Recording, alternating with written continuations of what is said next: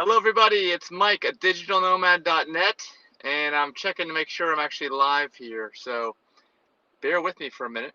I'm broadcasting live from the Tesla, of course, and I just want to log on here to social media to make sure this is actually going through, because sometimes it doesn't go through, as I found. Oh, there we go. Let me see if the sound is working.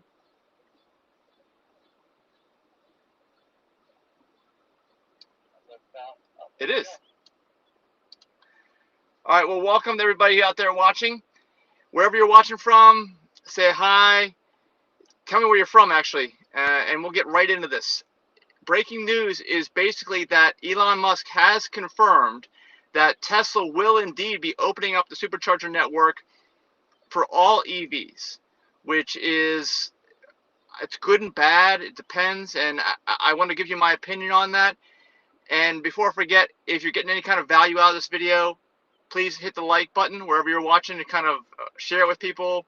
Subscribe if you're on our YouTube channels, whatever. But this is a big moment for EV drivers or the transition to electric vehicles, at least if you ask me, because Tesla, as you guys know, has what some people call like a moat, all right, which has helped Tesla as a company really ramp up sales and, of course, increase the market value of their stock price because they've got the supercharger network that they've had since I think about 2014. And before that, it had Model S since 2012. They didn't even have a supercharger network. But ever since then, ever since it was started in 2014, it's been a proprietary network. So only Tesla drivers have been able to charge at the superchargers. And if you guys aren't familiar, the way it works is you plug your car in. Only Tesla has the right connector for their cars. You plug it in, and it just either charges for free, depending upon what you've got, or it doesn't. It builds your account and it tells you at the time like what you're going to be paying. I don't even know if it tells you in advance at this point what's going on. If you guys know that, let me know in the comments. I don't even know because I get it for free. I've got one of the oldest Tesla models. At the end of 2016, beginning of 2017, there was a transition where it was, for the life of the vehicle, no cost at Tesla Superchargers, which has really helped me out with a lot of long distance traveling with me and Denise driving. But more importantly, they changed it over and they said, like, for a lot of the drivers, it was for the life of the original ownership after beginning of 2017. But that lasted for a short period of time. They kind of did that on demand also, based on the needed sales they offered or not. And like I said, I've got the one that's for the life of the vehicle, but some people have it for the life of the original owner. But most people now, most Tesla vehicles, I say at least half, more than half probably, because Tesla's produced so many vehicles recently, are on the pay-per-use cost model for Tesla Superchargers. So they have to pay. And one of the features with this new opening up of superchargers to non-Tesla EVs is going to be a feature called demand pricing, and we're not exactly sure how that's going to work, but the idea is to kind of jack up the rates at the peak demand times as a way to keep people from using the superchargers that don't need to use it. Now, I don't know what that's going to do for people like me who are kind of grandfathered in on the old plan, because up till recently, and including recently, we've kind of been enjoying the fact that Tesla has done a good job balancing actual supercharger use with the number of superchargers. You know, I've seen probably the number of superchargers actually quadruple in the time that I've owned my car. And let me know what you guys think about that, what you've experienced on that. But that's been my experience. So it's been good. But this day, now that Elon Musk has announced that they're going to open up supercharger use to all EVs, I'm a little bit concerned. And it's only going to be one way, too. You got to consider that. Apparently, Tesla is going to have an adapter that you can plug into a Tesla supercharger cable end that will fit and adapt to all other EVs. And it doesn't go the other way around, though. There are no adapters that will adapt all Tesla cars to everyone else's EV chargers. Okay, so what it's going to do is throw a lot more demand onto the Tesla network without ramping up demand for the other people's networks. I'm not sure why Tesla chose to do that, because, you know, like some people like me might be a little concerned that the network's going to get really congested. And I know they say they're going to start, doing this demand-based cost per kilowatt of electricity, but how are we going to know about this? Are we going to know in advance? Do you guys know who pay? I don't even know because I don't pay. So let me know in the comments. But right now it looks like, I'm hoping that Tesla will continue to expand the supercharger network because, like I said, they've done a great job so far. This is kind of like a watershed moment, or just a big moment in terms of people adopting EVs. If that Tesla's who's got the best network. Everybody, whether it's a Tesla hater or a Tesla member of the Tesla church, neither of which I am, everybody agrees that Tesla's got the best charging infrastructure. So whether it can hold up to this just giant increase in use, we don't know.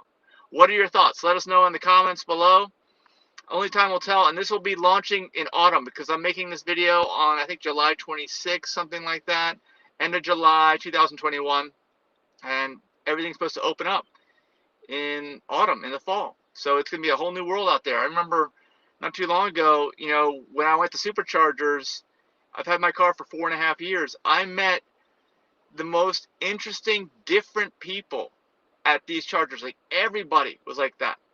And then I saw the transition to, the lower price cars, which was great because people are adopting them more. And now it's like your average Joe and Jane almost who are there. You don't have to be rich or wealthy to afford a Tesla. It's definitely a step up still, but it's not like it was, 4 years ago. And now, of course, once they open up to all other cars, you'll see like Nissan Leafs, Chevy Bolts, although hopefully the Bolts won't burn down the charging stations, if you follow what's going on with that. So it's going to be just like a regular gas station pretty soon. And of course, along with that, I really do hope that pretty soon, traditional fueling stations, gas, diesel, convert over to electric because we need drive-through superchargers. If you guys know anything about the supercharger network that Tesla has, it's not drive-through. And it's okay if you're driving a Tesla that's being produced now, but I don't think Cybertruck's going to fit in there. I think it's probably going to be too big for a lot of these. And it definitely doesn't work when you're pulling a trailer like I do. It doesn't work at all. So I'm hoping we're going to start seeing the transition. Maybe this is the reason why Tesla's doing this, because Tesla's going to start buying out gas stations. What do you think about that? Turning it into drive-through supercharger units. And will people like me who are grandfathered in at the no-cost model be able to use those new ones? I don't know. I've done lots of videos. If you want to see more videos about Supercharger Network, you can search my channel, adigitalnomad.net.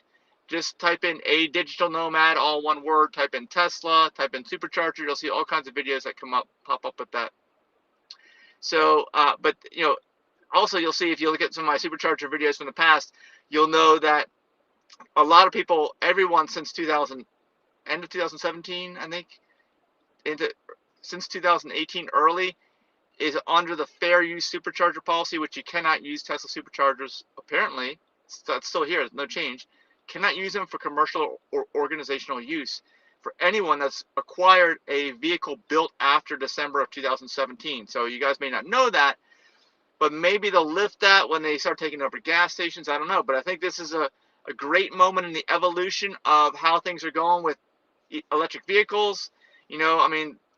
I know people will argue all day long whether these EVs are actually better for the environment or not, which I do believe that they are, but there's no tailpipe emissions. That's the biggest thing. Wherever you're around these things, they don't pollute in your vicinity, in the vicinity of a lot of people that are walking. If you close your garage door, it's not going to kill you and your family potentially. They're not lethal in that way. They're not that dangerous. They're not completely foolproof, but they're not dangerous in the way that anything with combustion is. So hopefully soon we'll see EV chargers everywhere. Fuel pumps might be a thing of the past. Maybe they will never go away completely, but let me know your comments down below, please. Love to see your thoughts, hear your thoughts. Share, tag friends. Definitely like the video, subscribe to the channel if this kind of content is important to you. I make breaking news like this as often as I can.